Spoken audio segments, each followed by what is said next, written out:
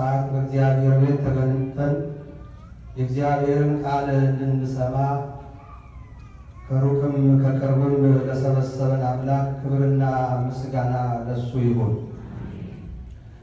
እንግዲህ የዛሬ ትምህርታችን ሁልጊዜም እንደምንሰጠው ቢሆንም በቤተ ክርስቲያናችን ማለት በጠቅላላ በኦርቶዶክስ ተዋሕዶ ቤተ ክርስቲያናችን በእምነታችን ላይ የተነሱ መናፍቃን የኑፋቄ ትምህርታቸውን በማስፋፋት የቤተ ክርስቲያኒቱን ልጆች ግራ በማጋባት ላይ ስለሚገኙና ይሄ ደግሞ ግራ ማጋባት ዘልቆ ወጥቶ ከፍ ባሉት የቤተ ክርስቲያን አባትነት ደረጃ በደረሱት ላይ እየታየ ስለሆነ ምዕመናን ሃይማኖታቸውን እንዲያጸኑ ከየት መጣን፣ የት ነበርን፣ እንዴት ነው የሚለውን ከመሰረቱ እንዲያውቁ እንዲረዱ ማድረግ የእኛ ቤተ ክርስቲያን ጠርታ አክብራ በዚህ ማዕረግ ያስቀመጠችን የቤተ ክርስቲያን አገልጋዮች የመጀመሪያው ስራችን ቤተ ክርስቲያንን መጠበቅ ነው። መጽሐፍም የሚናገረው ይህን ነው። ለመንጋውና ለራሳችሁ ተጠንቀቁ ነው የሚለው። ስለዚህ መንጋው እንዳይሳሳት መስለው ገብተው የሚያስተምሩትን ትምህርት እንዳይቀበል በጎች እረኞቻቸውን እንዲያውቁ የማሳወቅ ስራ የቤተ ክርስቲያን ስራ ነው። ይህን ስንል ቤተ ክርስቲያን መቼም በዓለማችን እንደምታዩት ብዙ እምነቶች አሉ። አንዱ የአንዱን እምነት የራሴ ገንዘቤ ነው ባይለው ተከባብሮ መኖር የሚገባ ጉዳይ ነው። የኢትዮጵያ ኦርቶዶክስ ተዋሕዶ ቤተ ክርስቲያንም የዓለም አብያተ ክርስቲያናት ሲመሰረት በ1948 ዓመተ ምህረት መስራች አባል ቤተ ክርስቲያን ናት። ይህ የዓለም አብያተ ክርስቲያናት ህብረት WCC የሚባለው የተቋቋመበት ዋናው ዓላማ ሃይማኖቶች ተከባብረው አንዱ የሌላውን መንጋ እንዳይነጥቅ፣ ቀደም ሲል በኋላ በታሪክ እናየዋለን፣ ክርስቲያኖች ከክርስቲያኖች ጋር ከፍተኛ ደም መፋሰስ ነበረ በመጀመሪያዎቹ 100 ክፍለ ዘመናት። በሁለተኛው፣ በሶስተኛው፣ በአራተኛው፣ በአምስተኛው 100 ክፍለ ዘመን ከፍተኛ ደም ይፈስስ ስለነበረ ከዚያ በኋላ እምነቶች ሁሉም ቤተ እምነት የራሱን ሃይማኖት አክብሮ ይዞ ነገር ግን በማህበራዊ ጉዳይ በአንዱ ሀገር ረሃብ ቢመጣ ችግር ቢመጣ እንዲረዳዱ፣ ጦርነት ከምድራችን እንዲጠፋ እንዲማከሩ፣ በዓለም ላይ የእግዚአብሔር ቃል እንዲዳረስ ወንጌልን በዓለም ቋንቋ ሁሉ አሳትሞ እንዲዳረስ ማድረግ፣ ስለታሰሩ ሰዎች ስለ ሰብአዊ መብት በጠቅላላ ለሰው ልጆች ስለሚያስፈልጉ ነገሮች ሁሉ አንድ ሆነው በጋራ ሆነው የሚመክሩበት ጉባኤ ነው። በእምነት ግን አንድ ባይሆኑም አንዱ የሌላው ላይ ጦር መወርወር አይችልም። በኃይል በጉልበት የአንዱን እምነት አባል መውሰድ አይችልም። ይሄ እንዳይሆን ለዚህ ሰላም የተፈጠረ ነው። በዚህ በምናደርገው ንግግር ውስጥ ታሪክ ነውና የአንዳንድ ቤተ እምነቶች ቢነሱም የእኛ ሀሳብ ሳይሆን ታሪክ የማይቀር ስለሆነ ታሪክ ያነሳቸዋል። ነገር ግን እኛ አሁን በቤተ ክርስቲያናችን የምናየው ችግር ራሳቸውን ችለው በውጭ ያሉት ልዩ ልዩ ቤተ እምነቶች ሳይሆን ቤተ ክርስቲያን የራሷ ልጆች በክህነትም በምዕመንነትም ቤተ ክርስቲያንን የሚያገለግሉ ቅጥረኞች በዝተዋል። እነዚህን ነው ቤተ ክርስቲያን በየጊዜው ቅዱስ ሲኖዶስ ቃለ ውግዘት ያስተላልፋል። በዚህ ጉዳይ ላይ ሰፊ ትምህርት እንዲሰጥ በየሰንበት ትምህርት ቤቶቹ ወጣቱ እንዲማር ጉባኤዎች በየጊዜው እንዲደረጉ የተደረገ ሕዝብ እንዲያውቅ ቤተ ክርስቲያን ከፍተኛ ጥረት ላይ በማድረግ ላይ ትገኛለች። ይሁንና በዚህ ወቅት አሁን በዚህ በቅርቡ በእነዚህ በየኢንተርኔቱ በሚተላለፉ መልእክቶች የቤተ ክርስቲያንን ቀኖና የጣሱ በዚህ በውጩ ዓለም የሚኖሩ አባቶች ከነዚህ አባቶች መካከል አንድ አባት ከኢትዮጵያ ኦርቶዶክስ ተዋሕዶ በጠቅላላ ከኦሪየንታል አብያተ ክርስቲያናት ውጭ የሆነ ትምህርት አባቶች ከፍተኛ መስዋዕትነት የከፈሉበት ብዙ ሊቃውንት ሕይወታቸውን የሰጡበት ዶግማ ሽረውታል። ይኸው ምንድነው?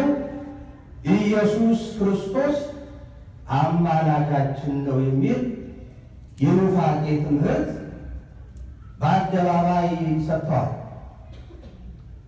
በእውነቱ የእኛ ቅዱስ ሲኖዶስ በእነዚህ በውጭ ካሉ አባቶች ጋር ለቤተ ክርስቲያን አንድነትና ሰላም ሲባል የጣሱት ቀኖና ቢሆንም እግዚአብሔር በሚፈቅድበት ጊዜ ቀኖናው በቀኖና ተስተካክሎ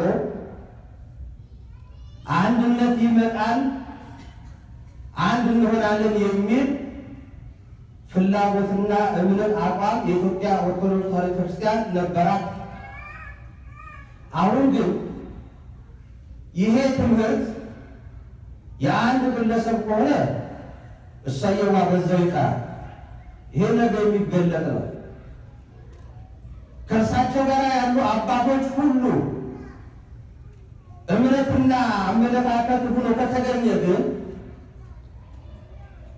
ዶግማ ፈርሷልና ከዚህ በኋላ እርቅ ሊኖር አይችልም። መቼም ቤተ ክርስቲያን ከተመሰረተችበት ማግስት ጀምሮ ከፈተና ውስጥ የወጣችበት ጊዜ የለም።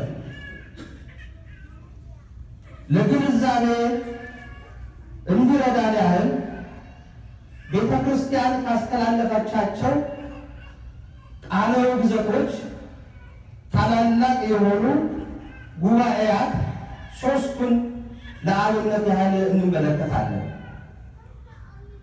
መድኃኒታችን ኢየሱስ ክርስቶስ ቤተ ክርስቲያንን ሲመሰርታት መጀመሪያ ምን አለው? ለሐዋርያት ምን ጥያቄ ያቀረበላቸው? በማቴዎስ 16:13 ላይ ምን ይላል? ሰዎች የሰው ልጅን ማን እንደሆነ ብለው ማን ይሉታል? የሰው ልጅ የተባለ ኢየሱስ ክርስቶስ ነው። ሰዎች ማን ይሉታል ብለው ጌታ በጠየቀ ጊዜ ለደቀ መዛሙርቱ ቀረበ ጥያቄ ነው። ስለ እነሱ ሳይሆን አካባቢው ህብረተሰቡ በመድኃኒታችን በጌታችን በኢየሱስ ክርስቶስ ላይ ያለውን አመለካከት ነው የጠየቃቸው። ሰዎችማ አንዱ መጥምቁ ዮሐንስ ይልሃል፣ ሌላው ኤልያስ ይልሃል፣ ሌላው ኤርምያስ ይልሃል፣ ሌላው ደግሞ ይህም ባይሆን ከነቢያት አንዱ ነው ይሉሃል አሉ። በጣም ነው የህብረተሰቡ ግንዛቤ ይሄ ከሆነ እናንተስ ማን ትሉኛላችሁ? በዋልኩበት እየዋላችሁ ባደርኩበት እያደራችሁ ከኔ ያልተለያችሁት ትምህርቴን ተአምራቴን የተመለከታችሁት እናንተስ በኔ ላይ ያላችሁ አመለካከት ምንድን ነው አላቸው። በዚህ ጊዜ ቅዱስ ጴጥሮስ ተነሳና አንተ ክርስቶስ የሕያው እግዚአብሔር ልጅ ነህ አለው።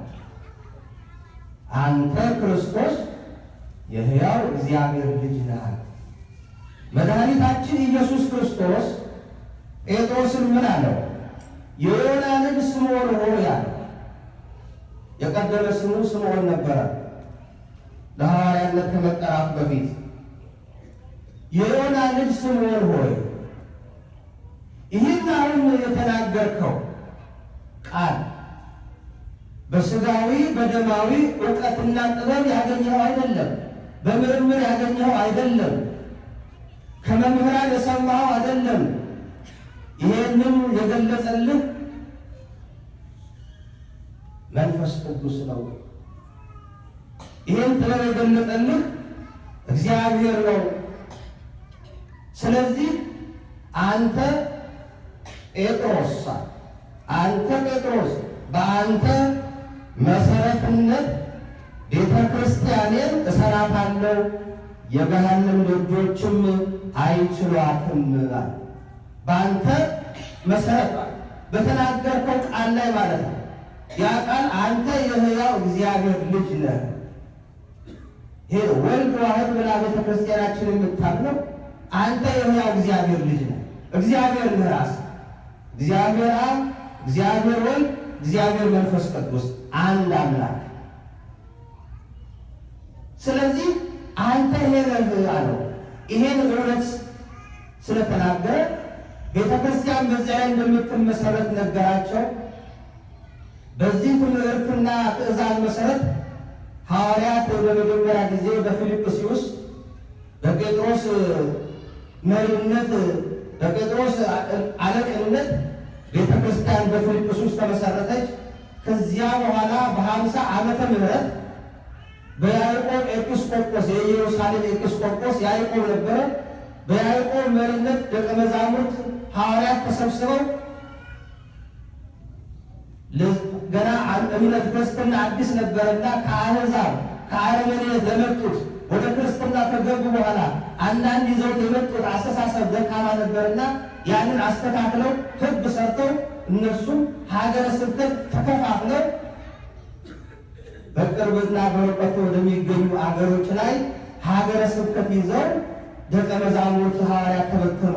በሄዱበት ወንጌልን ሰብከው ሁሉም በሄዱበት ቦታ በሰማዕትነት ነው ያረፉት። እነዚህ ደቀ መዛሙርት ይህች ጌታ የመሰረታት ቤተ ክርስቲያን የመጀመሪያዊቱ ቤተ ክርስቲያን ወልድ ዋሕድ ብለው ደቀ መዛሙርት የሰበኩላት ቤተ ክርስቲያን እስከ 325 ዓመተ ምህረት ድረስ በአንድነት ያለ መከፋፈል ያለ ልዩነት ወልድ ዋሕድ ብለው አምነው በእስክንድርያ የነበሩ በሮም የነበሩ በግሪክ የነበሩ ሁሉ ክርስቲያኖች በአንድነት ሆነው ኢትዮጵያን ጨምሮ በአንድነት ሆነው እግዚአብሔርን የሚያመሰግኑ ነበር፣ የሚያገለግሉ ነበር።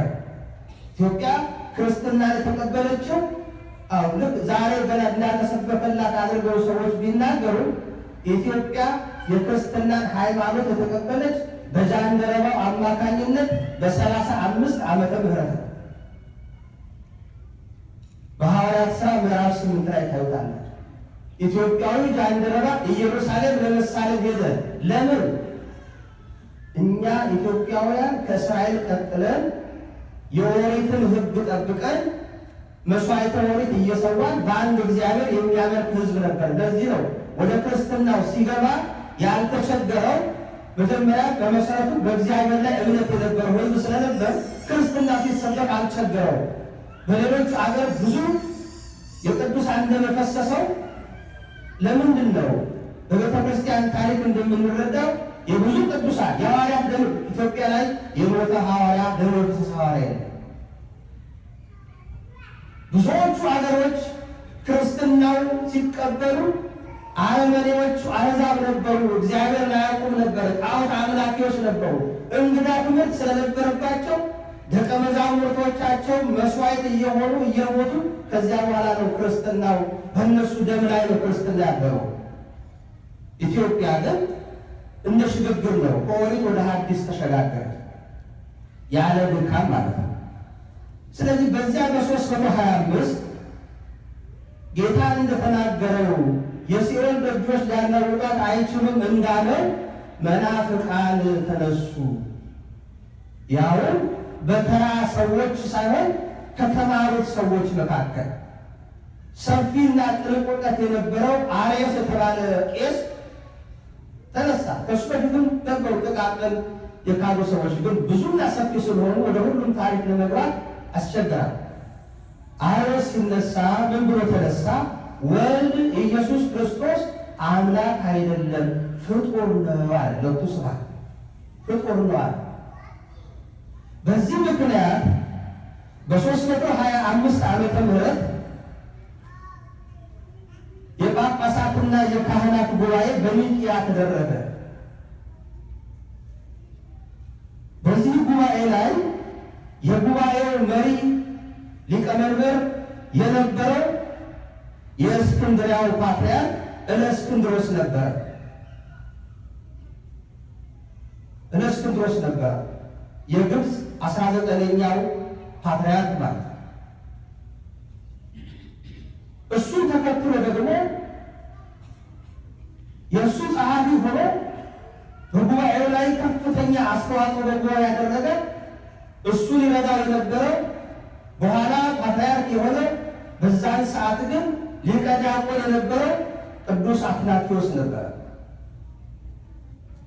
በዚህ አይነት 318 ሊቃውንት እኩሎቹ ጳጳሳት እኩሎቹ ከሊቃውንት ተሰብስበው አርዮስ ተመከረ፣ ተዘከረ፣ እምቢ አለ። እምቢ ስላለ ውግዘት ተላለፈበት። አርዮስን አውግዘው ብቻ አልተለያዩም። አባቶች ጸሎተ ሃይማኖት አሁን በቤተ ክርስቲያናችን ሁላችንም ማንኛውም ኦርቶዶክስ አማኝ ጸሎተ ሃይማኖት በቃሉ ነው መርገድ ያለበት። እንደምትደግሞ ተስፋ አደርጋለሁ። ይሄን ጸሎተ ሃይማኖት በዛ በ325 ዓመተ ምህረት ወነአምን በመንፈስ ቅዱስ እስከምትባ ያቺ በኋላ በሁለተኛ ጉባኤ የተጨመረችው ገሚሱን ጸሎተ ሃይማኖት ጽፈው እንደገና ደግሞ ቤተክርስቲያን የምትመራበትን ሃይማኖቷን የሚጠብቅላትን እንደ ውሃ ልክ ሆኖ እንደ ምሰሶ ሆኖ የሚያገለግላትን 5ቱን አዕማደ ምስጢር ያዘጋጁ 3 ምዕት ናቸው። በዚህ አይነት አደላድለው አርዮስን ከለዩ በኋላ አሁንም አንድ ሆነው ወልድ ዋህድ ብለው ጉዟቸውን ቀጠሉ። የክርስትና ጉዟቸው እንደገና ከጥቂት የእፎይታ ዓመታት በኋላ ደግሞ በ381 ዓመተ ምህረት መቅዶንዮስና አቡናዮስ የሚባሉ እነዚህ እንደው ተነሱ። እነዚህ ደግሞ ከአርዮስ ይባስ ምንላቸው ጳጳሳት ነበሩ። ቤተ ክርስቲያን አክብራ የቀባቻቸው ነበሩ። ነገር ግን ምንደኞቹ ለመንጋ የማይራሩ ሆኑ፣ ለመንጋ የማያዙ ሆኑ፣ ለቀኖናቸው የማይገዙ ሆኑ። ስለዚህ መቅዶንዮስና አቡናዮስ ተነሱ። የመቅዶንዮስ ክህደት ምን ነበር? መንፈስ ቅዱስ መላእክተኛ ነው እንጂ ከአብና ከወልድ ጋር በመለኮት አንድ አይደለም፣ ከአብና ከወልድ በታች ነው ብሎ ካለ። አቡናዮስም ወልድ በመለኮት ከአብ ጋር አንድ ነው፣ ከማርያም ሥጋን በለበሰ ጊዜ ግን ነፍስና እውቀት የሌለውን ሥጋ ለበሰ፣ ለለበሰውን ሥጋ መለኮት ነፍስና እውቀት ሆነለት ይላል። ሁለቱ ስብሐት እንዲህ አይነት ጥልቅ የሆነ ክህደት መሰለ። እነዚህም ለማውገዝ በቁስጥንጥንያ ጉባኤ ተደረገ። ጉባኤውን የሚመሩ የነበሩት ቅዱስ ጎርጎርዮስ ዘንዚላዙና ቅዱስ ጎርጎርዮስ ዘኑሲስ ነበሩ። እነዚህ እጅግ በጣም ሊቃውንት ነበሩ። በተለይ ጎርጎርዮስ ዘንዚላዙ ነባቤ መለኮት ቴዎሎጎስ እያሉ ይጠሩት ነበር። እነዚህ ጉባኤውን እየመሩ 150 ሊቃነ ጳጳሳት በተገኙበት አንመለስም በማለታቸው ለሁለተኛ ጊዜ ማለት ነው ጉባኤ ተደርጎ በቁስጥንጥንያ እነዚህ ተወገዙ። ከዚህ በኋላ ለ50 ዓመት የሚጠጋ ያህል እፎታ አግኝታ ጉዟን በመቀጠል ላይ አገልግሎት በመስጠት ላይ ያለች በ431 ዓመተ ምህረት በኤፌሶን ንስጥሮስ መናፍቅ ሆነ። ንስጥሮስም ሊቀ ጳጳስ ነው። ይህ ንስጥሮስ ክህደቱ ምንድን ነው? ወልድ ወደዚህ ዓለም መጥቶ ከድንግል ማርያም ከመወለዱ በፊት የእግዚአብሔር አብ ልጅ ስለሆነ ከአብ ጋር ትክክል ነው አለ። ከማርያም ሰውነትን በነሳ ጊዜ ግን አካሉ ሁለት ነው። አንዱ የእግዚአብሔር ልጅ፣ አንዱ የማርያም ልጅ ነው። አምላክ ከሰው ለመወለድ ስለማይችል ማርያም የክርስቶስ እናት እንጂ የአምላክ እናት አትባልም። ወጡ ስራት የሚያስጠንቁ ይገርማቸው አትባልም። በዚህ ምክንያት የእስክንድርያው ሊቀ ጳጳስ ፓትርያርክ ሰብሳቢ ነበር ይላል ቅዱስ ቄርሎስ። በቅዱስ ቄርሎስ ሰብሳቢነት በኤፌሶን 200 ጳጳሳት ተሰበሰቡ፣ መከሩት፣ አልመለስ አለ። ስለዚህ ምን አደረጉት? አወገዙት። ውግዘት ቃለ ውስጥ አስተላልፉበት። ይሄ በዓለም አቀፍ ደረጃ የተደረጉ የኦርቶዶክስ ተዋሕዶ እምነት ተከታይ የሆኑ ኦሪየንታል ቸርች እየተባሉ የሚጠሩት 5ቱ አብያተ ክርስቲያናት አሁን 6 ሆነናል፣ ኤርትራን ጨምሮ ማለት ነው። ምክንያቱም በዓለም አብያተ ክርስቲያናት እውቅና ስለተሰጣት በሀገር ደረጃም እውቅና በተባበሩት መንግስታት ስላገኘች WCCም ስለተቀበላት አሁን የኦሪየንታል ቸርች 6 ነው። ኢትዮጵያ፣ አርመን፣ ሶሪያ፣ ግብፅ፣ ህንድ፣ ኤርትራ። እነዚህ 6 ሀገሮች ወልድ ዋሕድ ብለው ኢየሱስ ክርስቶስ በተዋሕደ ከበረ ብለው ከሐዋርያት ከራሳቸው ከሐዋርያት የተማሩት ትምህርት ነው። ከነ ጴጥሮስ ያገኙት ትምህርት ነው። ምንም ነገር ያልተበረዘ ያልተከለሰ እንዳለ እንደወረደ የነበረው የሃይማኖት ትምህርት ነው። ይሄንን ትምህርት ይዘው እሱን አውግዘው ከቆዩ በኋላ ሌላ አዲስ ቤተክርስቲያን የሚከፍል ነገር መጣ። የዛሬውን ችግር ለማግኘት ወደኋላ መሄድ ያስፈለገው ለዚህ ነው። ብዙ ጊዜ ሐኪም ጋር ስትሄዱ ዶክተሮች አላችሁ አይደለም? እዚህ ውስጥ ሐኪም ጋር ስትሄዱ ሐኪም የሚጠይቀው ጥያቄ ምንድን ነው? ስኳር እንደሆነ ያዛችሁ የሌላ በሽታ ከሆነ አያትህ እንዴት ነበሩ ይላል። የቅድመ አያት ይላል። አንዳንዱ ቅድመ አያቱን በስምም እናያውቃቸዋል። ለምንድን ነው ሐኪሙ ወደኋላ ሄዶ የሚጠይቀው? ከዘር የመጣ በሽታ መሆኑን ለማረጋገጥ። ስለዚህ ይሄ አሁን ያለው ኑፋቄ እንዲሁ በኑፋቄ ዘርነት ተያይዞ የመጣ እንጂ ድንገት ይሆን አይደለም። ቤተ ክርስቲያን እስከ 451 ዓመተ ምህረት ድረስ ምንም አይነት ልዩነት ሳይሆን የተነሱትን መናፍቃን በጋራ እያወገዙ እየለዩ ሃይማኖት እያጸኑ መጻሕፍት እየጻፉ መናፍቃን በሚያነሱት ጥያቄ ይሄ ምዕመናን ነገር የሚነሳው ትውልድ ችግር እንዳይገባው እያሉ መጻሕፍት እየጻፉ ነው። ሃይማኖት አበው መጽሐፍ ቅዱስ ማለት እኮ ነው። ስንቶቻችሁ እዚህ ውስጥ አሁን ያላችሁ ሃይማኖት አበው መጽሐፍ ታነባላችሁ? በቤተ ክርስቲያን ሰፊ ጊዜ አላገኘም። ተጨቁኖ ያለ መጽሐፍ ነው። ስጋው ደግሞ ከመውረዱ በፊት ባለች ደቂቃ የሚነበብ መጽሐፍ ነው። ሃይማኖት አበው ባለማወቅ የሚመጣ ችግር እኮ ለተነሱት ኑፋቄ ሁሉ አባቶች እያመሰጠሩ መልስ የሰጡበት ትምህርት ትልቅ መጽሐፍ ነው። ዶግማ ነው። ሃይማኖት አበው የቀኖና መጽሐፍ አይደለም፣ ዶግማ ነው። የሚለወጥ የሚሻር ሕግ አይደለም። በዚህ አይነት እስከ 451 ከቆዩ በኋላ በ451 ዓመተ ምህረት የሮም ቤተክርስቲያን አሁን እንግዲህ ቤተክርስቲያኑን ልትከፍል ነው ማለት ነው። ቀዳማዊ ሊሆን የተባለው በ451 ዓመተ ምህረት ኢየሱስ ክርስቶስ ሁለት ባህሪ አለው ብሎ በኬልቄዶን ጉባኤ የሚባል የኢትዮጵያ ኦሪየንታል ክርስቲያን ጠቅላላ አይቀበሉትም። በዚያ ጉባኤ ላይ ደብዳቤ አስተላለፈ። የሮም ገዢዎች ይደግፉታል፣ ነገስታቱ ድጋፍ አለው። በዘመኑ ሮም ሰፊውን የሆነ የዓለም ግዛት ትገዛ የነበረች አገር ናት። በዚህ ምክንያት ገናና የሆነ ፖፕና ነገስታት ስለነበሩ ይህንን ፖፕ ያቀረበው ሊዮን ያቀረበው ትምህርት ጉባኤው ተቀበለው ይላል። በዚህ ምክንያት በጊዜው የእስክንድርያ ፓትርያርክ የነበረው ዲዮስቆሮስ ይሄ ኢየሱስ ክርስቶስ አንድ ባህሪ ነው፣ 451 ዘመን ድረስ ይዘነው የመጣነው በጋራ ከክርስቶስ የተማርነው ሰዎች ማን ይሉኛል ሲል ጴጥሮስ አንተ የሕያው እግዚአብሔር ልጅ ነህ ብሎ በተዋህዶ የከበረ ነው እንጂ ሁለት ባህሪ አንቀበልም፣ አንተንም ተከታዮችህንም አውግዣለሁ ብሎ ዲዮስቆሮስ ፓትርያርክ ዘእስክንድርያ የውግዘት ቃል አስተላለፈ።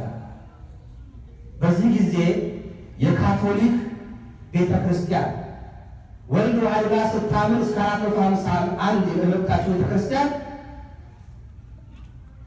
ኦሪየንታል ቤተ ክርስቲያን ወልድ ዋሕድ ብለው ከሚያምኑት ተገነጠሉ፣ ተለዩ።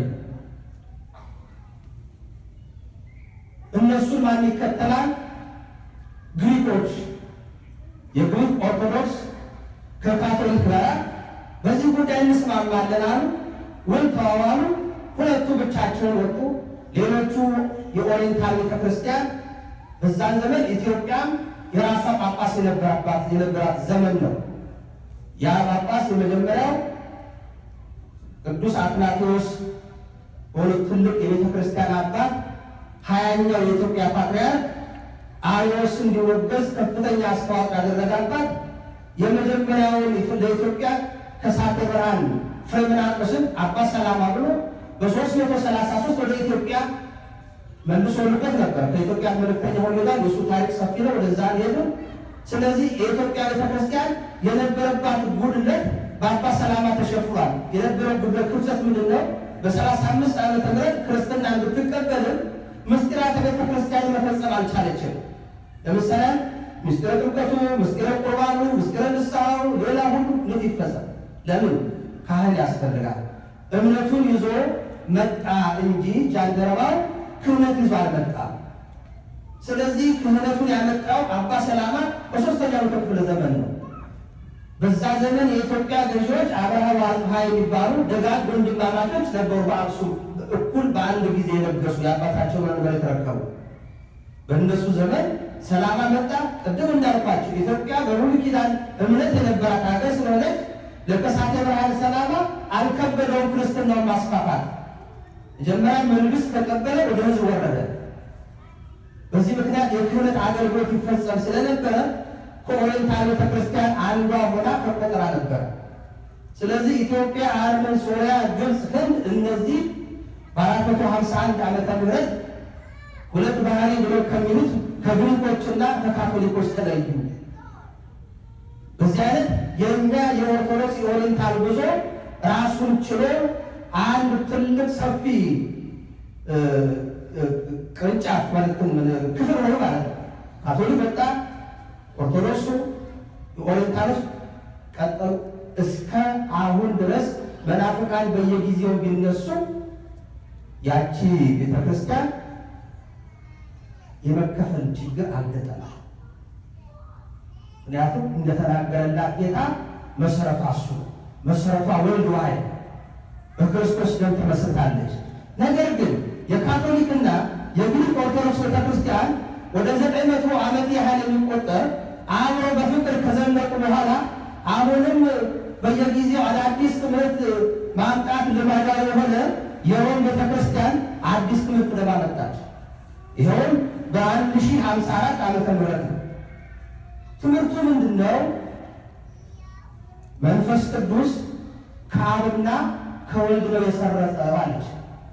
ወንጌል ሁሉ ጨርቁ ይናገራል። ዘሰረጸ መዓር ነው። አባቶቻችንን በጸሎት ሃይማኖታቸው ሰርተውታል። ከወንጌል ወስደው ከአብ የሰረጸ ነው ብሎ መንፈስ ቅዱስ፣ እነሱ ግን ከአብና ከወልድ የሰረጸ ነው ብለው በቀኑና በሲኖዶሳቸው አጸደቁ።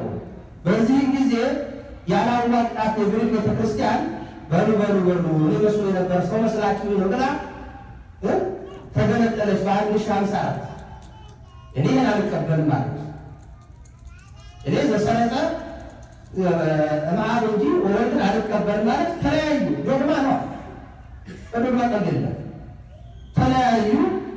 በዚህ አይነት የካቶሊክ ቤተክርስቲያን የግሪኮች ተለይቷል።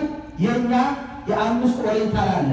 በዚህ አይነት እስከ 16ኛው መቶ ክፍለ ዘመን የካቶሊክ ቤተክርስቲያን ያንኑ የተሸራረፈውን ይዛ ተጉዛ 16ኛው መቶ ክፍለ ዘመን ደግሞ ሉተር የሚባል መነኩሴ የካቶሊክ መነኩሴ ዛሬ የኢትዮጵያን ቤተክርስቲያን እንለውጣታለን እናድሳታለን እያሉ ብዙ ስለ ቤተክርስቲያን እንደሚተቹት ተች የሆነ መነኩሴ ተነሳ። የካቶሊክ ቤተክርስቲያን ይህን ጎልባታል፣ ይህን ማውጣት አለብን፣ ይህን መሻር አለብን አለ። ተነሳ፣ ተከታዮች አገኘ። ይመከር ሊዘከር አልሆነም፣ ተገንጥሎ ወጣ። ከካቶሊክ ቤተክርስቲያን ተገንጥሎ ወጣ። ከዚህ በኋላ እሱ ሉተራውያን ብሎ ፕሮቴስታንት የሚል የተቃዋሚዎች ቤተክርስቲያን ከፈተ። ብዙውን የአውሮፓን ክፍል ያዙ። አሁን ብዙ አይታችሁ ነው። አንዳንድ የፕሮቴስታንት ቤተክርስቲያን ስታይ ከካቶሊክ ተገንጥለው የወጡ ናቸው። ቁርባን አላቸው፣ ግን የካቶሊክ ቤተክርስቲያን የግሪክና ኦሪየንታል አማናዊ ነው ብሎ ሲቀበሉ እነሱ ግን ቁርባኑን ይቆርባሉ፣ ግን አማናዊ አይደለም፣ ምሳሌ ይላል። ቅሪቶች አሉ፣ ስዕሎች አሏቸው። ከካቶሊክ ቤተክርስቲያን አንዳንድ ነገር ይዘው ወጥተዋል፣ ጥቂት ነገሮች ይዘው ወጥተዋል። ህዝቡን ግራ ለማጋባት ያው ይህማ ካቶሊክ አይደለም እንዲሉ አሁን ዛሬ ያለው እኮ ታድሶ መቋሚያውን ከበሮውን ይዞ ይዘምር ኦርቶዶክስ አይደለም ሰዎች ጋር እንዲጋቡ ነው። የካቶሊክ ቤተክርስቲያን በሲኖዶስ ያወጀችው ነው። የትኛውም አገር ላይ የምትኖር የካቶሊክ ቤተክርስቲያን እዛ አገር ላይ ባለው ሃይማኖት ስርዓትና ቀኑና እንድትሄድ ፈቀዱ። ለምን? ብዙ መጠናመን ለመውሰድ ኢትዮጵያ ውስጥ ያሉ ካቶሊኮች አሐዱ አብን ቀድሳሉ። ሮም አሐዱ አብን አሉ። አሐዱ አብን ቅዳሴ በእኛ መጽሐፍ ነው የሚቀድሱት። ታቦት ያወጣሉ። አሁን ታቦት የለም። ማህሌት ይቆማል። ያሬድ የነሱ አለ። የልደት በዓል የትንሣኤን በዓል በራሳቸው አቆጣጠር ምዕራባዊ ሲያከብሩ ኢትዮጵያ ውስጥ የሚገኙት ካቶሊኮች ግን ከሀበሻ ቁማር ከኦርቶዶክስ ጋር የሚፈስቁት እዛ ቀድሞ ተፈስቋል። ኮርታቸው ፈስቋል እኮ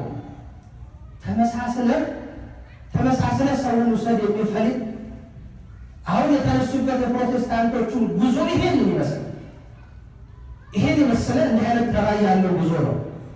በዚህ አይነት ከሉተር ጋር ከወጡ በኋላ የፕሮቴስታንት ቤተክርስቲያን ምን አዋጅ አወጀች?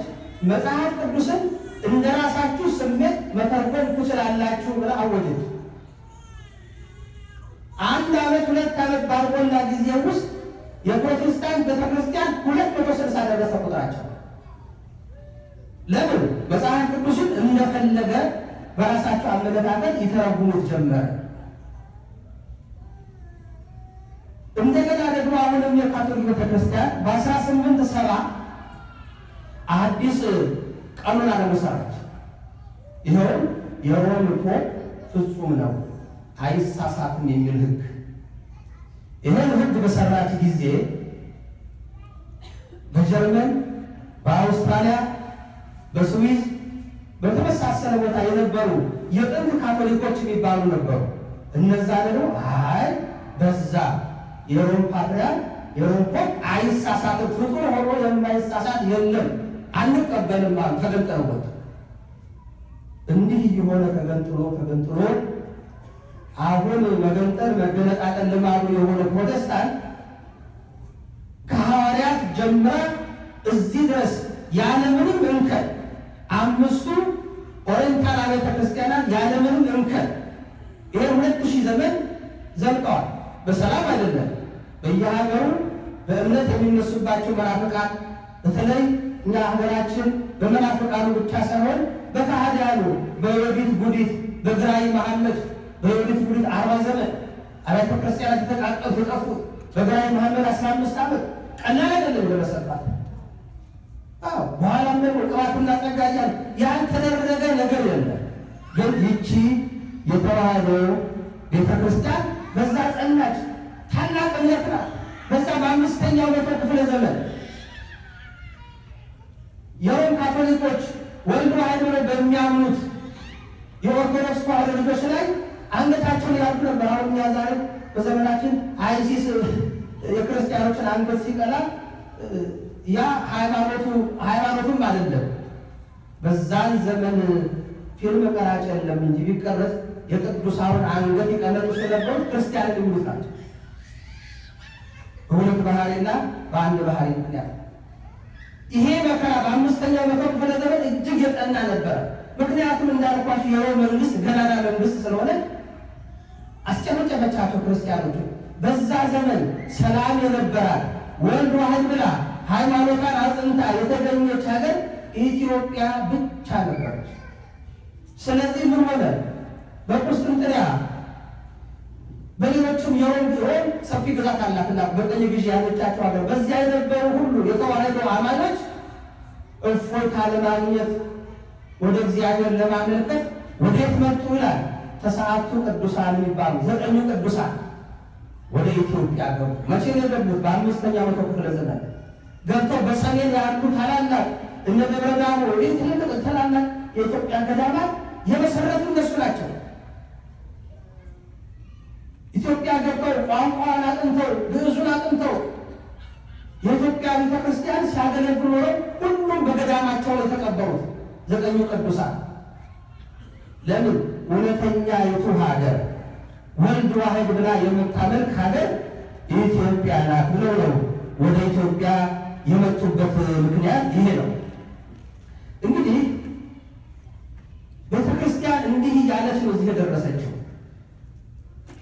አሁን ደግሞ ቅዱሳት መጻሕፍቷን ሁሉ ወደ ኋላ እንዳልኳቸው ሃይማኖተ አበውን፣ መጽሐፈ መነኮሳቱ፣ ፍትሐ ነገሥቱ ቤተክርስቲያን እንኳን ለራሷ መንግስታት የሚዳኙበትን ሕግ ሁሉ የጻፈች ቤተክርስቲያን ናት።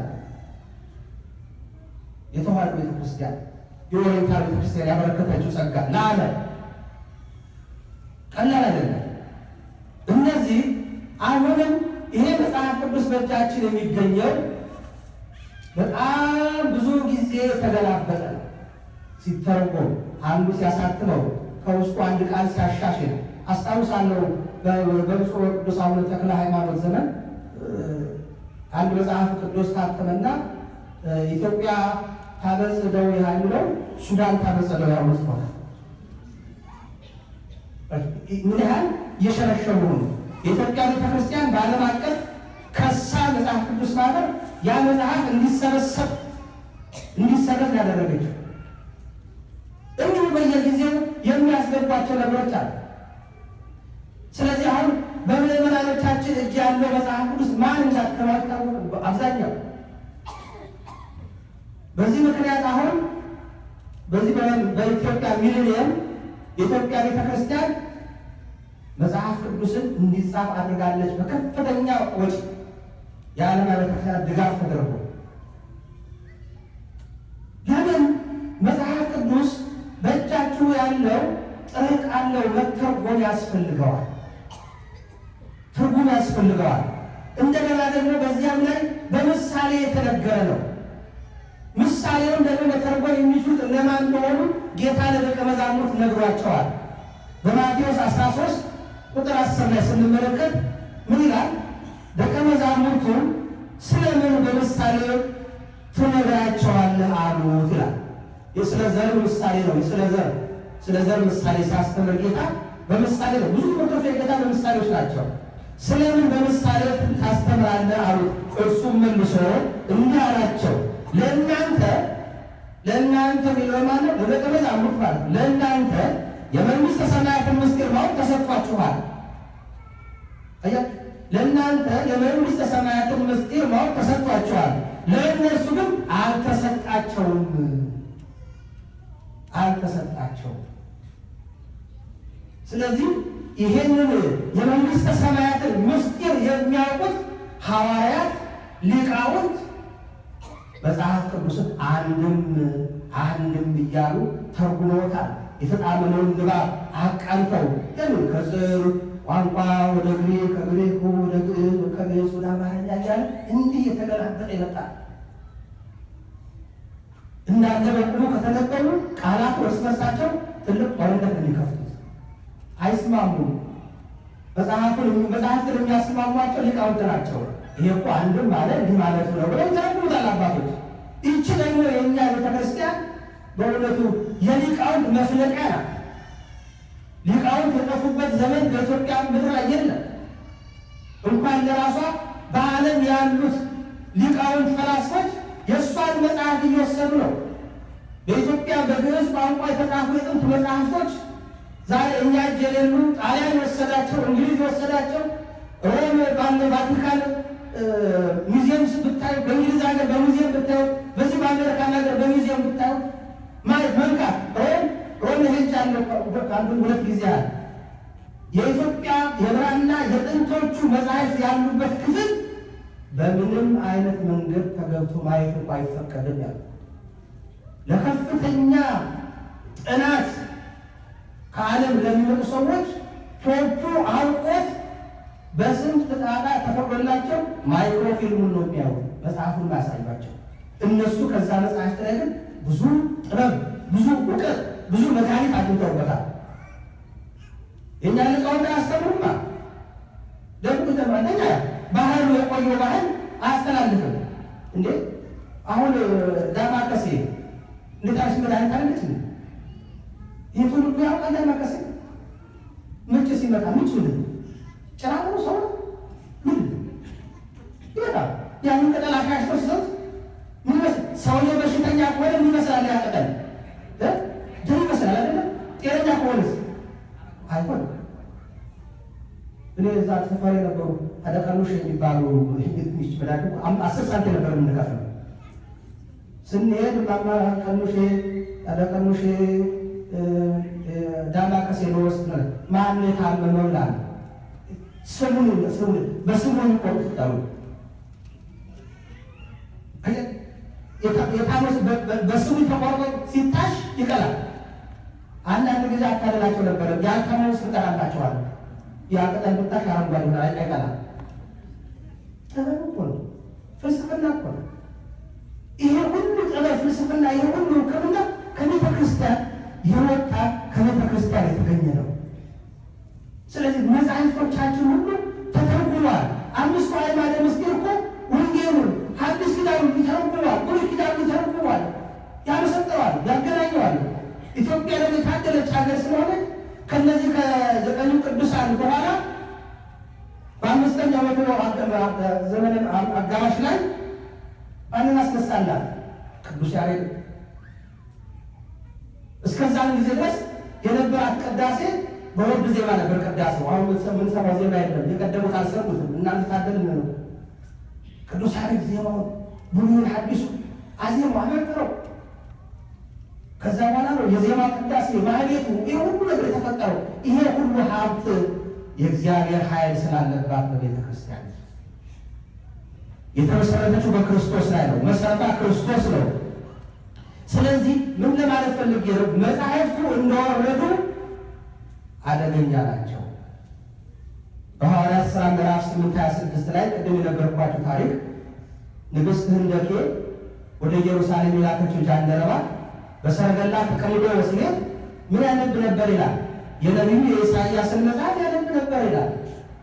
እያነበበ ሲሄድ የእግዚአብሔር መንፈስ ወደ ፊልጶስ ሄደና ፊልጶስ በላንድ ያለ እንግዳ አለ መጥቷል፣ ሂድና ተቀበለው፣ ተገናኘው አለው። ካለበት ቦታ አፈፋልና ፊልጶስ ሄዶ አገኘው። እንዴት ነው እንዴ ያለው? ከየት መጣህ አለው። ተነጋገሩ። ሲያይ ትንቢተ ኢሳይያስ መጽሐፍ ይዞ ያነባል።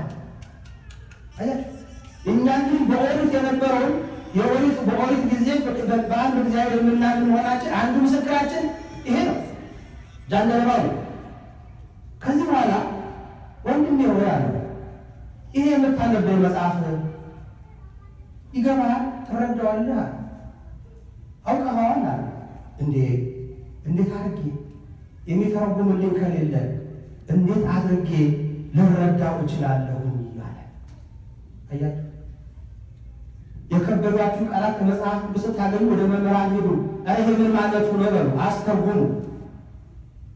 አንድምታ መጽሐፍ ቅዱስ አለ። መጽሐፍ ቅዱስ አለ። በአንድምታ አባቶቻችን ተርጉሞታል። በግዕዙም በአማርኛውም ታትሟል። ቤተክርስቲያን በአቅሟ ትደክማለች። የሚፈለገውን ያህል ባትሰራ ትጥራለች። ባላት ሊቃውንት ባላት የኢኮኖሚ አቅም ትሞክራለች። በዚህ ምክንያት ነው አሁን አንዳንድ ጥቃቅን ጥቅሶች ያውን በጥንቱ መጽሐፍ ቅዱስ የማይገኙት የታረሙትን ይዘው ይህችን ቤተክርስቲያን እናድሳታለን ብለን እንደነ አባ ሉተር የተነሱ አባዎች ብዙ ሆነዋል። ለምሳሌ ሀሳቡን ራስ ያጋቡ የሚጠቅሱት አንድ ጥቅስ እንገራችሁ። በሮሜ መልእክት ምዕራፍ 8 ቁጥር 34 ላይ እንዲህ ይላል፣ በእግዚአብሔር ቀኝ ያለው ደግሞም ስለኛ የሚማልደው ክርስቶስ ኢየሱስ ይላል። የሚማልደው የሚለው በኋላ በሰባት ያስገቡት እንጂ የቀድሞ በ1938 ዓመተ ምህረት በቀዳማዊ ኃይለ ሥላሴ ጊዜ የታተመው መጽሐፍ ቅዱስና አሁን ቅድም ያልኳችሁ በ2000 በሚሊኒየም ቤተክርስቲያን ያሳተመችው መጽሐፍ ቅዱስ ግን የሚፈርድ ነው የሚለው።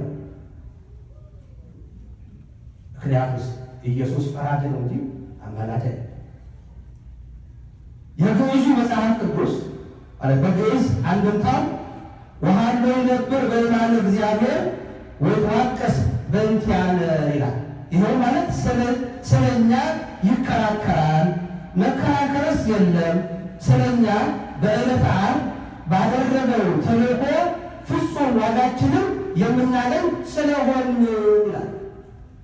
መከራከር የለበትም ስለኛ። ምክንያቱም ፍጹም ሰው ፍጹም አምላክ እኮ ነው። ያለ ግን ወልድ ዋሕድ ተዋሕዶ ከበረ ብንለው እንጂ እኛ የሥጋ ባህሪውና የአምላክነት የመለኮት ባህሪ ብለን ነጥለን አታስተምር ቤተክርስቲያን። ሰለስቱ ምዕት ይሄን አላስተማሩም። እዚህ ድረስ ይዘን የመጣነው የኦሪየንታል ቤተክርስቲያን ይሄ ነው። ስለዚህ እንደዚህ ከሆነ አሁን እንዳቃናሁት ካላቃናሁት አሁን ኢየሱስ ያማልናል ብለው የሚናገሩት ክፍሎች ይሄ እነሱ እንዳሉት አይደለም እንጂ ቢሆንላቸው ይሁንላችሁ ብለን ብንል እዛው ከፍ ብሎ ያለውን ምን ሊያደርጉት ይሆን? ይሄ ካልተቃና ሁለተኛ እዛው ሮሜ 8:26 ላይ ሮሜ 8:26 ምን ይላል? ነገር ግን መንፈስ ራሱ በማይመረመር መቃተት የማልዳን አለረፍ ነው። መንፈስ ቅዱስ አማላጅ አደረገው እንደለው ከተሄደ ወልድም ብለውታል አይደለም? ይሄ በየላይኛው በዛ ከተፈታ ይሄኛው በዛው መፈታት አለበት። ነገር ግን አይደለም። በአንድምታ ምን ይላል? ወረድአነ ለነ ድካመነ በመንፈስ ቅዱስ፣ በደከምን ጊዜ በመንፈስ ቅዱስ ያጸናናል ይላል። ይሄ ይማልድና ሰው ያጸናናል። ይሄ ነው ቤተክርስቲያን። ነገር ግን እዚህ ላይ የተቀመጠችው ብቻ ብድግ አድርገው ከተሄደ እንዳልኳችሁ ጉድ ይፈላል። በዮሐንስ ወንጌል ምዕራፍ 20 ከቁጥር 17 ላይ ስንመለከት መግደላዊት ማርያምን ጌታ ከትንሣኤ በኋላ ምን አለ? ሄዳ በእግሩ ስር ልትወድቅ ስትል ተይ ለሐዋርያት ወንድሞቼ ሂጂና ንገሪያቸው እኔ ወደ አባቴና ወደ አባታችሁ ወደ አምላኬና ወደ አምላካችሁ አደርጋለሁ ንገሪ አላት። እንግዲህ ኢየሱስ ወደ አምላኬ ካለው ፍጡሩን ያደረገው አይደለም፣ መተርጎም አለበት። እነዚህን ንዋዮች የሚያቃናው ደግሞ አንድምታውና የሊቃውንቱ መጽሐፍት ነው። በዚህ ነው የእግዚአብሔር ወገኖች ሰውን ግራ የሚያጋቡት ነው። እስካሁን ድረስ አላወከኝም እንዳለው ነው ለፊልጶስ ጌታ በዮሐንስ ወንጌል ምዕራፍ 14 ቁጥር 8 ላይ ፊልጶስ ምን አለው? ጌታ ሆይ አብን አሳየንና ይበቃናል አለው። አብን አሳየንና ይበቃናል አለው። አንተ ፊልጶስ ይህን ያህል ዘመን ከአንተ ጋር ስሆን አታውቀኝም እንዴ? እኔን ያየ ማንን አየ? አብን አየ። ስለዚህ በዮሐንስ 10:30 ላይ ምን አለ? እኔና አብ ምንድን ነን? አንድ ነን። እኔና አብ አንድ ነን። ይሄ ነው አንድ ባህሪ፣ አንድ አምላክ በተዋህዶ የከበረ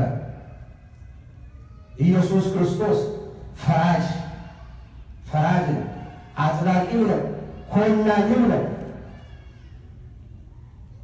ሰጪም ነው፣ ነሺም ነው። ዛሬ ኢየሱስ ይሄንን እንዲደረግልን ለባህሪ አባት ለእግዚአብሔር ንገርልን አንድረው። ይሄ ሃይማኖት አለ። ይሄ ወንድም ማሳነስ ነው። እሱ በምድር ላይ በሚያስተምርበት ጊዜ በቀላሉ ሰዎች ለምን ወለዱ እንዳልቻሉ እንጂ እኔ ወደ አባቴ ነው የምለምንላችሁ ቀጥታ ዳይሬክት እኔ የሚፈጠር አትበሉኝ፣ እኔ እንግዲህ ጠይቅልን በሉኝ አስፈጽማለሁ ያለበት ቦታ የለም። አድራጊ ፈጣሪ አዳኝ ኮናኝ መሆኑ ስላወቀ ፈዋሽ መሆኑ ስላወቀ በተገኘው አጋጣሚ ሁሉ ከጌታችን ከኢየሱስ ክርስቶስ ጋር የተገናኙ ፈልገው ያገኙት በመንገድ ያገኙት ሁሉ ይጠይቁት የነበረው ምን እያሉ ነው? አድነን እንጂ አማለን ያሉበት ጥቅስ የትም ቦታ የለም። ለምሳሌ በማቴዎስ 20:29 ላይ ስንመለከት በኢያሪኮ መንገድ ላይ ተቀምጠው ይለምኑ የነበሩ ሁለት አይነ ስውሮች በዛ መንገድ የሚያልፈው ጌታ ኢየሱስ ክርስቶስ መሆኑን ባወቁ ጊዜ ምን አሉ? ጌታ ሆይ የዳዊት ልጅ ማረን ያሉት። እባክህን ከልጅ ለምን እንድንጸልይልን አይደለም ያሉት፣ ማረን።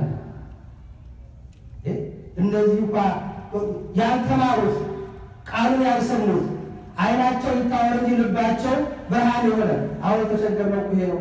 ጌታ ያለው ይሄን አይደለም። በዮሐንስ 9 ላይ ለዓይነ ስውር ሲናገር ፈሪሳውያን ጌታ አገኘውና ያን ዓይነ ስውሩን አነጋገረው። ማን እንደፈወሰው እሱ ጌታ ኢየሱስ ክርስቶስ መሆኑን ከነገረው በኋላ ሲያወሩ ይሰማሉ በርከት እና እኛ ታዲያ ዕውሮች መሆናችን ነው አሉ ፈሪሳውያን። ዕውር ብትሆኑ ኃጢአት ባልሆነባችሁ ነበር አላቸው። ነገር ግን እናያለን ትላላችሁ፣ ዕውሮች ናችሁ፣ ልቦናችሁ ታውሯል ያላቸው። ዛሬ ልቦናቸው የታወሩ ሰዎች ኢየሱስ ክርስቶስ አማላጃችን ነው። እነዚህ ሰዎች እነዚህ አይነ ስውር እንኳ ማረን ብሎ ሲሉ በቅፍርናሆም የመቶ አለቃው ያሁን የማያምነው የሮም ወታደር ልጁ በታመመበት ጊዜ ምንድን ያለው? ልጄን ማረልኝ ያለው። ጸልይልኝ ለምንልኝ አይደለም፣ ልጄን ማረልኝ፣ ልጄን አድንልኝ ያለው። ያ ቅዱስ እስጢፋኖስ ሊቀ ሰማዕታት ቅዱስ እስጢፋኖስ ይወግሩት ኢየሱስ ክርስቶስን በማመኑ የውሸት ሐሰት ኃጢአት ሰብስበው ሙሴን ሲሰድቡ ሰምተናል ብለው ወንጀል ክስ ጽፈው አቀናብረው ባሉት ጊዜ ሊወግሩት ባሉት ጊዜ እስጢፋኖስ በተመስጦ ሆኖ ወደ ሰማይ ተመለከተ ይላል። ወደ ሰማይ ተመለከተ። በዚህም ጊዜ በእግዚአብሔር ቀኝ ኢየሱስንም ይላል በእግዚአብሔር ቀኝ ቆሞ አየና አለ። ሰማይ ሲመለከት ኢየሱስን ያታየዋል። በእግዚአብሔር ቀኝ ቆሞ አየና እነሆ ሰማያት ተከፈቱ፣ የሰው ልጅን በእግዚአብሔር ቀኝ ቆሞ አየ ዋና ጮኸ። ከዚህማ ለየለታል በለው በድንጋይ ሲወጉት ጊዜ ነፍሱ ሳትወጣ ምን አለ? ጌታ ኢየሱስ ሆይ ነፍሴን ተቀበል። ጌታ ኢየሱስ ሆይ ነፍሴን ተቀባይ ነው። ጌታ ኢየሱስ ሆይ እንዳስተማርከኝ እንደነገርከኝ እግዚአብሔር አብን አያለሁና ንገርልኝ አለ። ተቀበል ያለ ተቀባይ ነው። ልመናችን የሚቀበል ነው። ፈያታዊ ዘየማን ያልተማረው በውንብድና ዘመኑን የጨረሰው በመስቀል ላይ ከክርስቶስ ጋር የተገናኙት ነገር ግን የሆነ ሁኔታ ተመልክቶ በስተግራ የነበረውን ከገሰጸ በኋላ እናንተ በወንጀላችን የተቀጣ ነው እሱ ምን አደረገና እንዲህ ያለ ኃይለ ቃል ትናገረዋለህ ብሎ ከወቀሰ በኋላ ጌታ ምን አለው? ጌታ ሆይ በመንግስትህ በመጣ ጊዜ አስበኝ ይላል። ምን ማለት ነው? አዳኝ ስለሆነ ነው። በመንግስት አስበኝ እንጂ እንግዲህ ንገረኝ ያልተባለ አስበኝ ነው። ስለዚህ መድኃኒታችን ኢየሱስ ክርስቶስ አዳኝ ነው። ራሱ በጸሎተ ሐሙስ ለደቀ መዛሙርቱ የነገራቸው በዮሐንስ ወንጌል ምዕራፍ 13 ቁጥር 12 ላይ እናንተ መምህርና ጌታ ትሉኛላችሁ እንደዚሁ ነኝ ያላቸው። መምህርና ጌታ ነው። አማላጅ መምህርና ጌታ ነው። ኢየሱስ ክርስቶስ የእኛን ልመና የሚቀበል የሚፈጽም ነው። ባለቤት ነው። እንዴት አድርጎ ይሆናል? እንዴት ይሆናል? ጴጥሮስ በዛ በማቴዎስ 8:23 ላይ በታንኳ ሲሄዱ ደቀ መዛሙርት ጌታ አጋደም አለ ሸለብ አደረገ ትምህርት ሆነበር ግን ማዕበል ተነሳ። ያን ጊዜ ጌታ ኢየሱስን ክርስቶስን ቀሰቀሱት። ምን አሉት? ጌታ ሆይ ልንጠፋ ነው አድነን ያሉ። ጸልየልን አማልደን አላሉ፣ አድነን ያሉ። ስለዚህ ነው ይህች የተዋሕዶ ቤተክርስቲያን ከኑፋቄ የጠራ ከጥርጥር የጠራ እምነት ስለሆነች ጌታ ኢየሱስ ክርስቶስ አዳኝ ነው አድነን ነው የምንለው። በነፍስም በስጋም ነፍስንም ስጋንም ማዳን የሚችል እሱ ነው። እኔ ነኝ ብሏል እኮ ነፍስንም ስጋንም በሲኦል የሚቀጣው እኔ እሱ አይደለም እንዳለው። ስጋችሁን የሚገሉትን አትፍሯቸው፣ ስጋችሁን የሚገሉትን አትፍሩ፣ እልቅስ መፍራት የሚገባችሁ ማንም አለ? ነፍስንም ስጋንም የሚገለው ነዋል። ነፍስንም ስጋንም የሚገል ማን ነው? መድኃኒታችን ኢየሱስ ክርስቶስ። የሚያመልክ አይደለም፣ ማሳነስ እኮ ነው። በዮሐንስ ወንጌል ምዕራፍ 5 ቁጥር 21 ላይ ምን ያለው?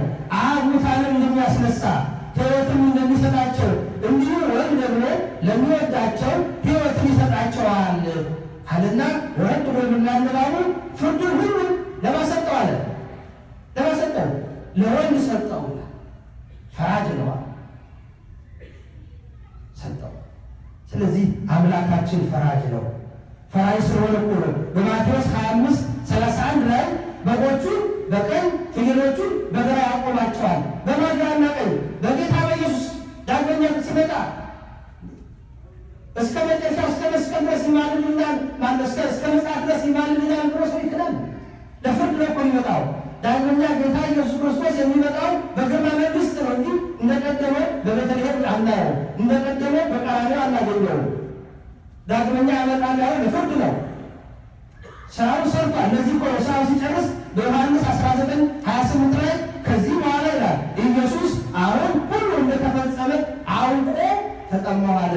ነፍሱ በፈቃዱ ለየ ሁሉ እንደተፈጸመ ያ እኛን የማስታረቅ ስራ ከማን ጋር? ከራሱ ጋር በደሙ አስታረቀን። ነግሮናል።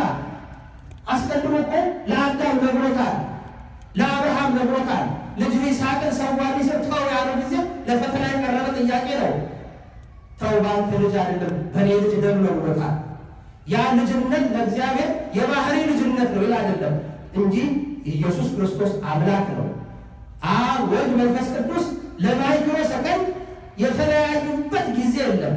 ወልድ የሰው ልጆችን ስጋ ለብሶ በምድር ላይ ቢገለጥም በክብር በመንበሩ ከአብ ከወልድ ጋር ከመንፈስ ቅዱስ ጋር አብሮ ይመሰገን ነበረ። የሰው ልጆችን ስጋ ስለለበሰ አራተኛ አካል አይባልም። ኑፋቄ ነው፣ ክደት ነው፣ ክደት ነው። ለደቂቃ የተለየበት ጊዜ የለም። በለበሰው ስጋ መከራ ተቀበለ። መለኮት እኮ አይሞትም፣ አልሞተም። ብዙዎቹ ክደዋል፣ ተወግዘዋል። መለኮት አይሞትም። በስጋ የሞተው የደካማውን የአዳምን ስጋ ለብሶ ሞተ ስለኛ፣ እኛን ከራሱ ጋር አስታረቀ። ከዚህ በኋላ ሕግ ተሰራ፣ ስርዓት ተሰራ። ስርዓት የጣሰ በስርዓቱ ይጠየቃል፣ ይፈረድበታል። ስለዚህ በማቴዎስ 28:19 ላይ ስልጣን ሁሉ በሰማይና በምድር ተሰጠኝ አለ። ተሰጠኝ እንግዲህ ሂዱና አሕዛብን ሁሉ ያለ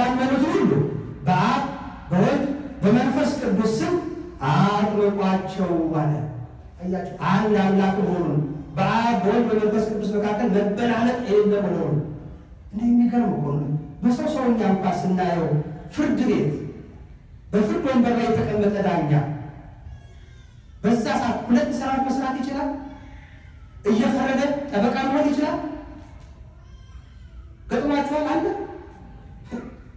ዲሞክራሲ የራቋት አፍሪካ እንኳን እንዲያለ ፍርድ ቤት ያላት አይመስለኝም። ዳኛም ሆኖ ከታች ጠበቃ የሆነ ገላት ያችን ነው አድሮ የሚመዛባት አፍሪካ እንኳን እችን በዚህ ሰለጠንበትም አይታሰብም። ዳኛው ፕሬዝዳንቱን ያዛል።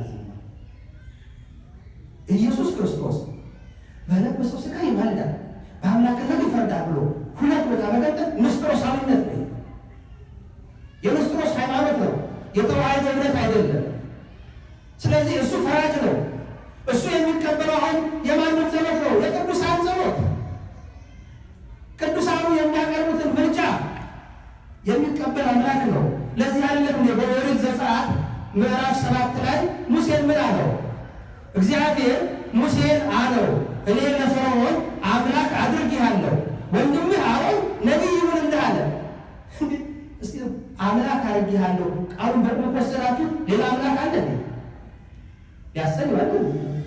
ሰዎቹ እንደሚያስቡት ቃላት ብቻ ይዞ መብረር ከሆነ ሙሴ አምላክ ነው ማለት ነው አይደለም። በፈርዖን ላይ አሰልጥኜሃለሁ፣ ኃይል ሰጥቼሃለሁ፣ ጉልበቱን ሰጥቼሃለሁ። ደግሞ ወንድምህ አሮን ነቢይ ይሆንልሃል አልባት አፍ ይሆንሃል፣ ይናገርልሃል፣ ይቆረቆርልሃል፣ ይቆምልሃል። በርታ አሰልጥኜሃለሁ በሱ ላይ ነው እንጂ አምላክ አድርጌሃለሁ ሲል አምላክነት አለ። ይሄ ሙሴ የእግዚአብሔር ሰው ደግ ሰው በሲና በቁጥቋጦ ውስጥ የተመለከተው እግዚአብሔርን ያነጋገረ በእሳት አምሳል እግዚአብሔር በቁጥቋጦ የተቀለጠለት ብዙ ምስጢር ያወቀ ስለሆነ አምላክ አድርጌሃለሁ ቀድሼሃለሁ ቀድሼሃለሁ። ለዚህ እኮ ነው በመዝሙረ ዳዊት 49:1 ላይ የአማልክት አምላክ እግዚአብሔር እንላለን። አማልክት ዘበጸጋ እነማን ናቸው? ቅዱሳን። አምላክ ዘበጸጋ እሱ አምላክነት የባህሪው ነው፣ ከማንም አይሰጠውም። ለቅዱሳኑ ግን አማልክት አላቸው። ምንድናቸው? ደጋግ ቅዱሳን ዋጋቸውን እግዚአብሔር የሰጣቸው ናቸው። ራሱ ምን አለ? በዮሐንስ 8:12 ላይ እኔ የዓለም ብርሃን ነኝ ይልና ይህንን ብርሃን ለማን ይሰጣል? አማልክት ላላቸው። በማቴዎስ 5:14 ላይ እናንተ የዓለም ብርሃን ናችሁ አለ። እኔ ብርሃን ነኝ ብሏል። ይህንን ብርሃን ለማን ሰጠ? ለቅዱሳኑ ሰጠ። የምን ብርሃን? የማማለድ ብርሃን፣ የጨለመውን ዓለም እንዲያበሩ የእሱ እንደራሴዎች ሆነው እንዲሰሩ። እንዴ እግዚአብሔር እኮ ዲሞክራት አምላክ እኮ ሁሉንም ለመስራ እኔን አማልዳችሁ እኔን አጥቃችሁ አይደለም። ሰጠ፣ ቅዱሳኑን ሰጠ፣ ስጦታ ሰጠ። ምንድን ያለው? በዮሐንስ 14:12 ላይ በእኔ የሚያምን አለ በእኔ የሚያምን እኔ የማደርገውን ስራ እርሱ ደግሞ ያደርጋል፣ ከዚህም የሚበልጥ ያደርጋል አለ። ማነው የሚያደርግ? እግዚአብሔር ቅዱስ ያደረገው እግዚአብሔር እንደ የጸጋ አምላክነት የሰጣቸው የሚፈጽሙት ነው። ይሄ ስለሆነ እኮ ነው በዮሐንስ ራእይ ምዕራፍ 8 ላይ ምን ይላል? ዮሐንስ ነው በራእይ የተመለከተው። ይሄ ጉዳይ እየተከናወነ ያለው ምድር ላይ አይደለም፣ ሰማይ ላይ ነው። ሰማይ ላይ የሚከናወነውን ጉዳይ ነው የሚናገረው ዮሐንስ። በራእይ ነው የሚመለከተው። ሰማያት ተከፍተው እያየ ነው። ምን አለ? የዕጣንን ጢስ ይላል በዮሐንስ ራእይ ምዕራፍ 8:4 ላይ የዕጣንን ጢስ ከቅዱሳን ጸሎት ጋር በመልአኩ እጅ በእግዚአብሔር ፊት ወጣ። ምን ወጣው? የቅዱሳን ጸሎት ከማይጠንት ጋር አያችሁ። ይህ ማይጠንት እኮ ዝም ብላ ቤቱ ወላ እንዳይሸት የሚመስለው ሁሉ ነው የምናጤሰው። ማን ከማን ያንሳል ብላችኋል? እናንተ ደግሞ ቤት ቡና ላይ ድርግም የምታደርጉበት አንድ መስሏችሁ ይሆን? የእናንተ ለመዓዛ ይሆናል። ይሄ ግን ለመዓዛ አይደለም። ይሄን መስዋዕት፣ ይሄን ጸሎት፣ የእናንተን ልመና፣ የእናንተን እንባ፣ የእናንተን ለቅሶ በዚህ በዕጣኑ ጢስ አርጎ ይዞ ወደ ሰማይ የሚወጣው የቅዱሳኑ ሁሉ ጸሎት ይዞ የሚወጣው የእግዚአብሔር መልአክ እግዚአብሔር ፊት የቅዱሳኑን ጸሎት ሲያቀርቡ ተመለከትኩት ነው ያለው ዮሐንስ። ስለዚህ እግዚአብሔር ይሄንን ስልጣን ሰጥቷል፣ ይሄንን አድርጓል። ስለዚህ እኛ አሁን እያልን ያለነው ማንም መካድ መብቱ ነው፣ የፈለገውን ኖር መብቱ ነው። ነገር ግን የኢትዮጵያ ኦርቶዶክስ ተዋሕዶ አማኝ ነኝ እያሉ ቤተ ክርስቲያኗ የማታስተምረውን ትምህርት ማስተማር ይሄ የሚወገዝ ነው። ይሄ አይፈለግም። ይህች ቤተ ክርስቲያን የነ ቅዱስ አትናቴዎስ፣ የነ ቅዱስ ጎርጎርዮስ፣ የነ ቅዱስ ባስልዮስ፣ የነ ቅዱስ ቄርሎስ፣ የነ ቅዱስ ዲዮስቆሮስ፣ የነ ዮሐንስ አፈወርቅ ቤተ ክርስቲያን ናት። የእነዚህን ቆብና ቀሚስ አጥልቆ ኑፋቄን መስበክ አይቻልም። ልብሳችንን መልሱልን፣ እንደፈለጉ መሆን ይቻላል፣ አልከለከልንም። ቅድም እንዳልኳችሁ ፕሮቴስታንቱ ዛሬ በተሰጠው ልቅ የሆነ ሕግ ስለሌለ እኮ ነው። የፕሮቴስታንት ቤተክርስቲያን የምትቀበላቸው 66ቱን መጽሐፍ ቅዱስ ያለ የኛ 80 በመጽሐፍ ቅዱስ ደረጃ 80 ያህሉ ነው። 66ቱ ነው የሕግና የሥርዓት መጽሐፍ የላትም። እኛ መጽሐፍቶቻችን ተቆጥረዋል። እግዚአብሔር ይመስገን። ሊቃውንቶቻችን ቅዱሳኖቻችን ብዙ ናቸው፣ ብዙ ናቸው፣ ብዙ ናቸው። ዛሬ የሚጽፋሉ ብዙ ሊቃውንት ያላት ቤተክርስቲያን። ስለዚህ በሕግ የምትተዳደር በሕግ የምትኖር ቤተክርስቲያን ናት። ይሄ የቤተክርስቲያን ትምህርት ስላልሆነ በስሟ አትስበኩ ነው፣ ሌላ አይደለም። ወጣችሁ ተከታይ ካገኛችሁ እንደፈለጋችሁ ሁሉ። ነገር ግን በቤተክርስቲያን ውስጥ ተቀምጦ የቤተ ክርስቲያኒቱ አስተምህሮ ያልሆነውን መናገር ግን ይሄ ኃጢአት የበደል በደል ነው። ስለዚህ ዛሬ ሁላችሁም ምዕመናን ይሄን አውቃችሁ መስቀል የያዘ ቆብ ያደረገ፣ የጳጳስ ቆብ ያደረገ፣ የቄስ ቆብ ያደረገ፣ ጥምጥም ያደረገው፣ ካባ የለበሰው፣ የሰንበት ዩኒፎርም የለበሰው ሁሉ አንድ አይደለም። ለዩ በምን ታውቋቸዋላችሁ አለ። ይሄው ገብቶት እኮ ነው ጌታ፣ ይሄው ገብቶት ነው። በድምፅ አለ በጎቼ በድምፅ ያውቁኛል አይደለም ያለ፣ እኔም በድምፃቸው አውቃለሁ ያለ ጌታ። ልብሱ አንድ ሆኗልና ስለዚህ ንግግሩ ግን ይለየዋል። የበግ ለብሰው የሚመጡት የተባለው ተመሳስለው ነው የሚመጡት። ስለዚህ እንውቃ፣ ቤተክርስቲያን መንቃት አለባት። ይሄ ለቤተክርስቲያን በአንድ ግን ጥሩ ነገር ነው። ምንድነው ጥሩ ነገሩ? ፈተና ሲመጣ ያጸናል። በኢየሩሳሌም የነበረችው ቤተክርስቲያን በዓለም ላይ በአጭር ጊዜ ውስጥ ልትስፋፋ የቻለችው ከእስጢፋኖስ ሞት በኋላ ነው።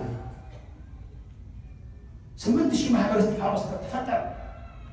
በእስጢፋኖስ በዲያቆኑ እስጢፋኖስ ደም ላይ ተመሰረተ። ይሄ ሁሉ ቤተክርስቲያን በቅናት እየበዛች ሄደች። ተቃዋሚ አይከፋ፣ ራሳችንን እንድንፈትሽ ያደርጋል። ስለዚህ የቅዱሳኖቻችንን ታሪክ የእነ አትናቴዎስን ታሪክ ሰባኪያኖቻችን ሊነግሩ ይገባቸዋል። ይሄ ታሪክ ቤተክርስቲያን ያጸኑ እነዚህ ሰዎች፣ እነዚህ ታላላቅ ቅዱሳን አባቶች ታሪካቸውን ብዙ ሊያውቁ ይገባል። የማን ልጅ እንደሆነ ሊያውቁ ይገባዋል። ይህን ማስረዳት ይሄ ከሆነ በእውነቱ ጠንካሮች እንሆናለን። ልክ ነው። ስንተኛ ስናንቀላፋ እኮ ነው ሰይጣን የመጣው። ምንድነው ብለህ አንድ የሚነገር ታሪክ አለ። በአቡነ ቴዎፍሎስ ጊዜ ሁለተኛው የኢትዮጵያ ፓትርያርክ በጣም የተማሩና ተጫዋችም አባት ነበሩ። ታዲያ አንድ ቤተክርስቲያን ላይ አንድ ሰባኪ እንዲሁ ወንጌል በአግባቡ ለሕዝቡ አለመዳረሱን ቁጭቱን ለመግለጽ ፈለገና በዚህ በወንጌል የተጻፈውን ደቀ መዛሙርት ወደ ጌታ ዘንድ ቀረቡና ጌታ ሆይ ትናንትና ንጹሕ ስንዴ ዘርተን ነበረ፣ ማታ እኛ የእንቅልፍ ያዘን ተኛን፣ ጠዋት ስንነሳ ስንዴው መካከል ብዙ እንክርዳዶች አየን።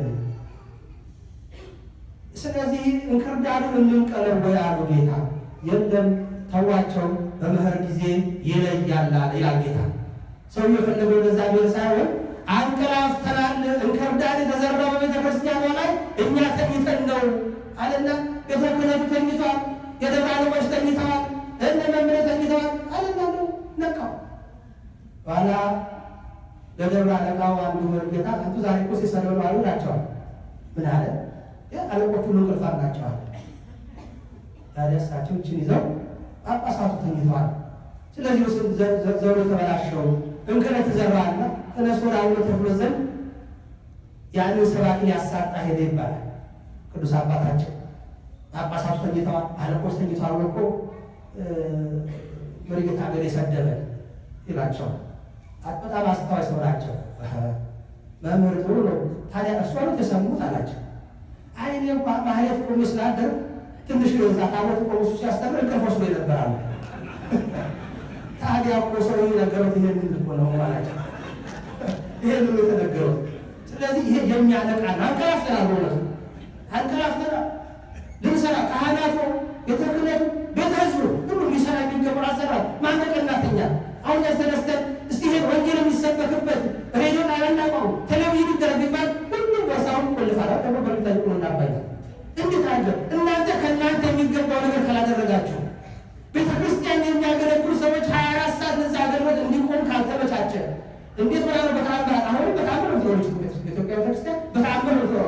በእነዚህ በቀደሙት አባቶች ጸሎትና በሰሩት ስርዓት ነው የምትኖረው። ዛሬ ያለነው ልምሾች ነን፣ ደካማዎች ነን። ትኩረታችን ሌላ ጋር ነው፣ ጠባያችን ሌላ ነው። ስለዚህ ጠላት በደካማ ጎናችን ገብቶ ይህንን እንክርዳድ እየዘራ ነው። ልብሳችንን ለብሰው እንክርዳድ እየዘሩብን ነው። ስለዚህ ሃይማኖታችሁን ቤተክርስቲያናችሁን ጠንክራችሁ ጠብቁ፣ ቀኖናችሁን ወቁ፣ ዶግማችሁን ለዩ። ስለዚህ እኛ ምን ብለን እንደምናደርግ ማወቅ አለብን። ይሄ ትምህርት በተደጋጋሚ መምህራን ሁሉ ሰባኪያን ወንጌል ሁሉ በየቦታው ሊሰጡት የሚገባው ነው። አሁን ሁሉ ብሎ አንዳንድ ሰባኪ መዝሙር ታሪክ የብሉይ ኪዳን በታሪክ ይመቻል ነው። ከዛ ይጠቅስና በዝሙስ ያን ሲቀባ ሲያሽመለሙል ይህ የብሉይ ኪዳን ታሪክ የምንማርበት ሰዓት አይደለም።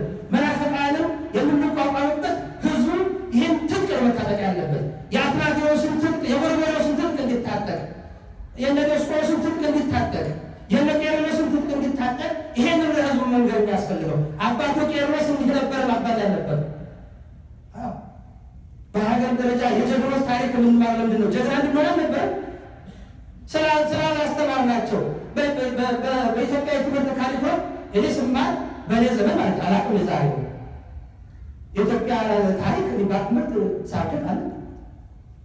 የሀገርን ተራሮች የሀገሩን ወንዞች አልነበር የምንማር፣ ስለነ ሚሲሲፒ ነው የምንማር። ስለ ሀገራችን ጀግኖች ማንደጉን ያውቃል። አንዳንድ ጊዜ ዘፋኞቹ እንደሆገር ነው እነሱ ካላሰሙ በስተቀር። ስለዚህ ያ ትውልድ ጀግንነትን ስላልተማረ ዛሬ እኮ ሲባቸው ሲል እማዬ ይላል። ዘራፍ እኮ ቢል ዘራፍ ተረስታል። ዘራፍ ምን ሰው ነው? ማን ነበረውና ዘራፍ? ስለዚህ ይሄ ነው በሃይማኖታችንም እንድንነቃ ይሄንን ትጥቅ ነው ህዝቡን ማስታጠቅ የሚገባው። ጥሩ ጊዜ ነው መነሳታቸው።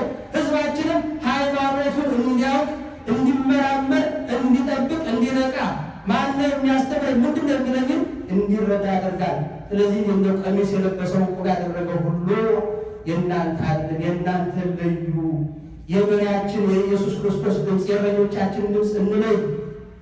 ይሄ ከሆነ ቤተ ክርስቲያን ትጠበቃለች። ይሄ ኃላፊነት የሁሉም የቤተ ክርስቲያን ከቅዱስ ሲኖዶስ ጀምሮ በተዋረድ ያለው የሁሉም ኃላፊነት ስለሆነ ቤተ ክርስቲያናችንን ሃይማኖታችንን የቀደመችውን እምነት እስከ ዛሬ ድረስ 2000 ዘመን ሳትበረዝ እዚህ የደረሰችዋን ቤተ ክርስቲያን እንዳትከፈል መጠበቅ የሁላችንም ነው።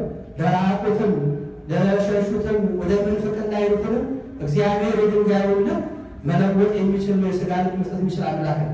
ስለዚህ በውስጣቸው የገባውን ክፉ የምንፍቅና መንፈስ እግዚአብሔር ከውስጣቸው አውጥቶ ወደ እውነተኛይቱ ቤተ ክርስቲያን እንዲመልሳት የሚያሳዝን እኮ ነው። አሁን እግዚአብሔር ወልድ አማላጄ ነው ብሎ የሰበኩት አባት እኮ የዛሬ 10 ዓመት ያስተማሩት ትምህርት ሊወጣ እንዴት የሚደንቅ ነገር ነበረ። ምን እንግዲህ የሚመጣውን ነገር በስተኋላ የሚመጣውን ነገር ለካ እንደው እናቶቻችን የሚጸልዩት ጸሎት እንደው እኛ ሁሉ ጸሎት ምንለው እንደውታ ውዳሴ ማርያምን በለብ የሚያስፈልገው መልክአ ማርያም ከኢየሱስ እንዲሁ ካለ እነሱ ይሄን ያውቁ እናቶቻችን የመጨረሻ ያሳምርልኝ የመጨረሻ ያሳምርልኝ።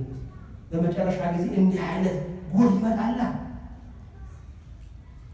ለዘመናት ግዛት የሆናትን ቤተክርስቲያን በመጨረሻ ላይ በስተርጅና መቃብር ሲቆፈር ጥርስ ሲራስ እንዲህ ያለ ጉድ ይመጣል። ጉድና ጅራ መቼ ጉድ ይባል ወደ ኋላ። ስለዚህ እግዚአብሔር ለእነሱ ልቦና ሰጥቶ እንዲመልስልን እንጸልያለን። አንድም ሰው እንዲጠፋ አንፈልግም። ከቤተ ክርስቲያናችን አንድም ሰው እንዲጎል አንፈልግም። ነገር ግን ተመሳስለን መኖር ደግሞ አንፈልግም። እውነተኛው የሃይማኖት ጉዳይ ከመጣ መጽሐፍ ቅዱስ ይፈቅዳል። ቅዱስ ጳውሎስ ምን አለ? ለባልና ሚስት ሲናገር ባልና ሚስት የሚፋቱበት ሁለት ምክንያት አለ። አንዱ በሃይማኖት አንዱ በዝሙት ይላል።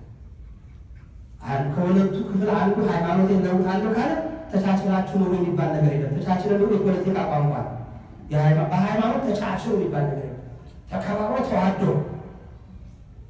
ስለዚህ በሃይማኖት ከመጡ እንግዲህ ተፋቅራል ማለት ነው። እግዚአብሔር ወደ ልቦናችን እንዲመልሳቸው እንጸልያለን። ይሄ የሁላችሁም ጸሎት ይሁን። በሃይማኖት ንቁ፣ ጠንክሩ። እግዚአብሔር አምላክ የሰማነውን ቃል ሁሉ በልቦናችን ያሳድርብን። የእመቤታችን የቅድስተ ቅዱሳን ድንግል ማርያም ወላዲተ አምላክ አማላጅነቷ፣ የቅዱሳን ሐዋርያት፣ የቅዱሳን ነቢያት፣ የአባቶቻችን ጸሎት ቤተክርስቲያናችንን ሕዝባችን ይጠብቅልን። የእሱ ፈቃድ ይሁንልን። ወስብሐት ለእግዚአብሔር። ይቆየን።